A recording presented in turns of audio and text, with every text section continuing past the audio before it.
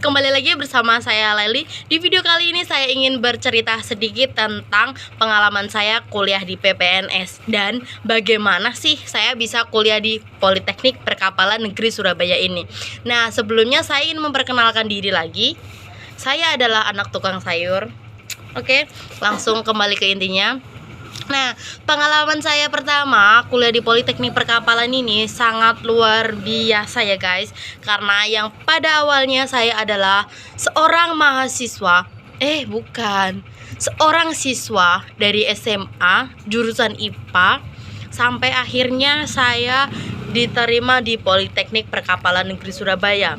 Nah, di Politeknik Perkapalan Negeri Surabaya itu memiliki jalur untuk masuk bermacam-macam. Akan tetapi saya mengikuti jalur masuk jalur mandiri. Kenapa saya mengikuti kuliah ini jalur mandiri? Karena saya tidak diterima oleh kampus yang udah saya rencanakan sebelumnya.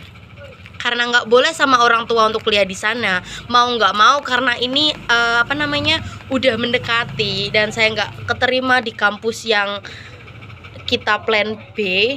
Kan plan A itu waktu saya masih kelas 12, tapi orang tua tidak merestui. Ya udah, pada akhirnya saya ambil gap year 1 tahun. Setelah itu saya kuliah, ingin mendaftarkan di kampus yang mungkin saya pikir itu akan baik untuk masa depan saya.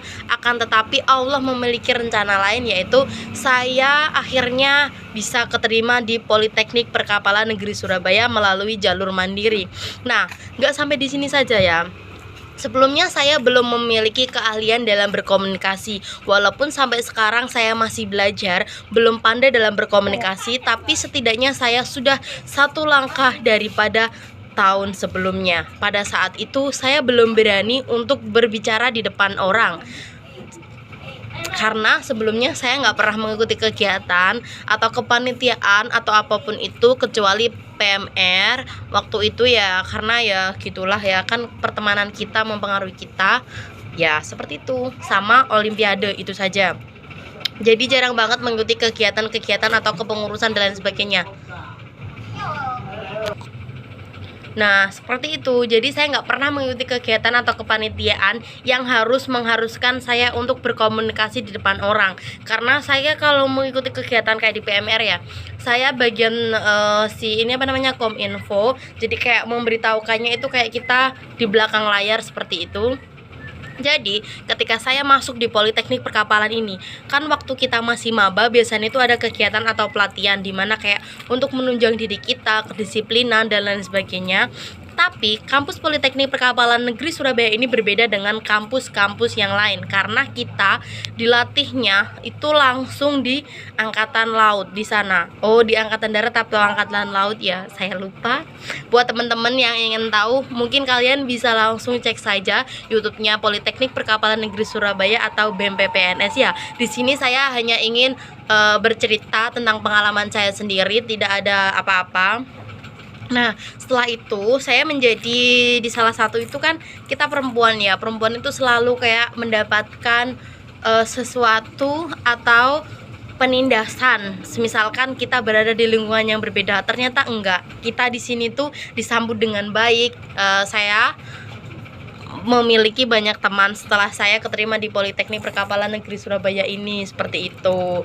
Jadi saya waktu maba itu mengikuti mengikuti ini kan, kalau di kampus kan itu ada 2 kelas ya, ada kelas A, ada kelas B. Kita di angkatan 2018 itu harus memiliki calon untuk menjadi komting dan komtang, dan pada akhirnya saya mau maju karena ada beberapa teman yang mendukung saya untuk mengajukan diri sebagai komting atau komtang itu, karena kita harus menyampaikan visi dan misi kita. Jadi kita maju melalui proses dan pemilihan, dan pada akhirnya saya menjadi komting dari kelas A. Nah, nggak sampai di situ saja, saya yang nggak bisa apa-apa, belum bisa lancar pakai berbicara seperti bahasa Indonesia seperti ini.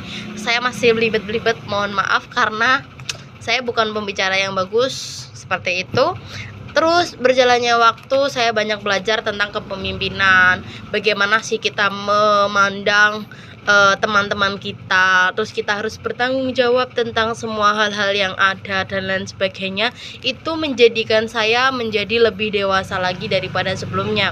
Saya harus belajar berkomunikasi, saya juga harus belajar berpendapat. Misalkan saya tidak setuju dengan apa yang dikatakan oleh kakak tingkat saya, dan saya juga harus memiliki alasan yang kuat kenapa saya tidak setuju, dan seperti itu membuat saya jauh lebih baik.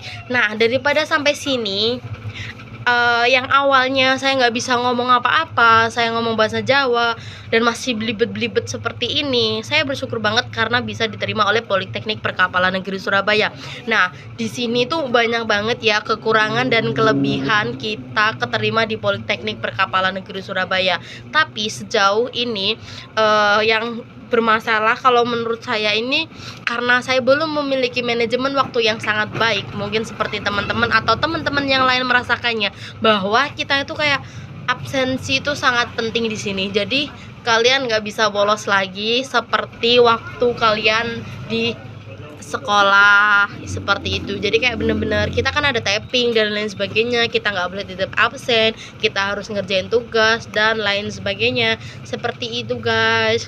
So, jangan lupa untuk like, comment, dan subscribe. Nanti saya akan memberikan informasi atau pengalaman-pengalaman curhat saya. So, bye-bye.